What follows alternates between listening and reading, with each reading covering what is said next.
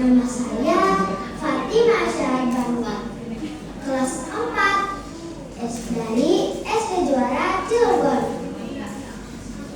Langsung saja ya. Saya di sini akan menceritakan tentang asal mula kampung Ketilem. Karya Ihan Imtihan. Begini ceritanya. Di suatu kampung yang bernama Ketilem, tumbuh pohon yang sangat besar. Banyak anak-anak yang suka bermain di sekitar pohon itu. Pohon itu bernama pohon Ketilem. Sore itu seperti biasa, anak-anak bermain di sekitar pohon Ketilem. Ada yang bermain kejar-kejaran, ada yang bermain petak umpet. Setelah bermain, anak-anak penasaran, kenapa ya ada pohon sebesar ini? Salah satu anak mendekati ke kakek-kakek, lalu bertanya, "Kek, kenapa ya ada pohon sebesar ini? Kira-kira berapa ya ukurannya?" "Waduh, untuk ukuran kakek kurang tahu, cu. Tapi mungkin ukurannya 3 kali pelukan orang dewasa." Anak itu berdecak kagum. Lalu anak itu mencoba mengeluk pohon itu. Meski ia sadar bahwa tangan kecilnya tidak dapat memukul pohon Ketilem sebesar itu. Sambil senyum-senyum, anak itu mempunyai ide. "Kek, coba peluk pohon itu." "Oh iya, Kek, dicium juga ya." "Loh, buat apa, cu? Ya sebagai tanda cinta kita terhadap alam ciptaan Tuhan, Kek. Kalau cinta dengan alam bukan berarti dipeluk atau dicium, tapi juga dijaga dan dirawat. Seperti orang-orang ya, Kek, menaruh sesajen di bawah pohon." "Lah, itu justru yang membuat Tuhan murka, cu. Itu namanya musik." Salah. Musrik maksudnya. Musrik itu apa, Kek?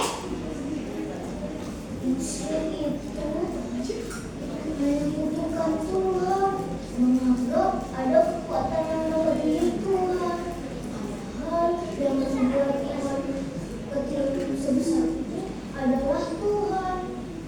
Dan pohon-pohon ini mengeluarkan oksigen atas kehendak Tuhan.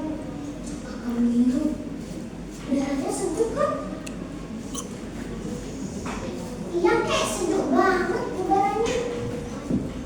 Lihat pohon Ketilem ini, yang ukurannya sangat besar.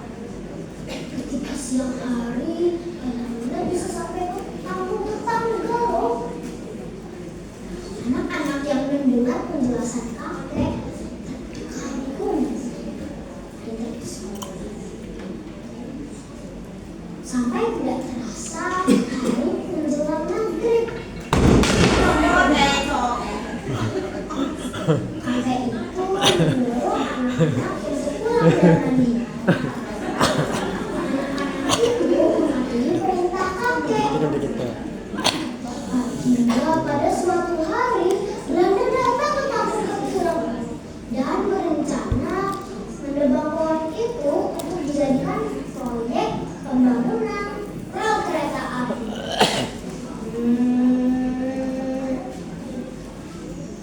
Setelah ditebang, kayunya pun dibagikan ke warga sekitar untuk dijadikan kayu bakar.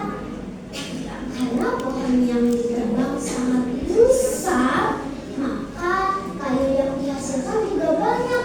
Hingga warga bingung, untuk apa lagi kayu-kayu ini? Salah satu warga memberi ide. Bagaimana kalau kita jadikan bentuk? Sepertinya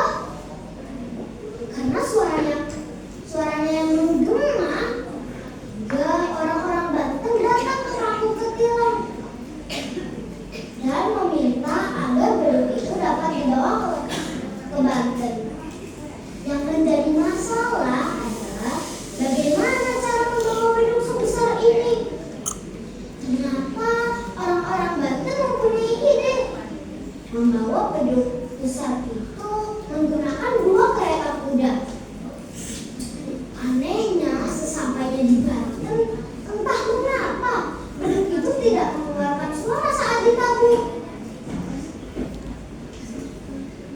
Benar-benar tidak ada suaranya. Karena tidak sesuai harapan, orang-orang Banten mengembalikan beduk itu ke kampung kecil. Sesampainya di kampung kecil, ternyata beduk itu ketahuan oleh orang-orang Belanda. Hingga akhirnya kulit beduk itu disobek-sobek sampai rusak. Akibatnya beduk itu tidak dapat dipakai lagi dan tidak tahu berita keberadaannya sekarang. Nah, itulah cerita asal mula kampung kecil. Terima kasih ya telah mendengarkan cerita saya. Wassalamualaikum warahmatullahi wabarakatuh. Waalaikumsalam warahmatullahi wabarakatuh. Itu penampilan dari Fatimah Sahabat SD Juara. Untuk penampilan selanjutnya dari Alia Nurul Aini dari SDN Kubang Sepak 1. Untuk mempersiapkan diri Sofia Ali SD YPWKS 2 dan Nazira Wira Aufa dari SDN Warnasari. Penampilan selanjutnya atas nama Alia Nurul Aini dari SDN Kubang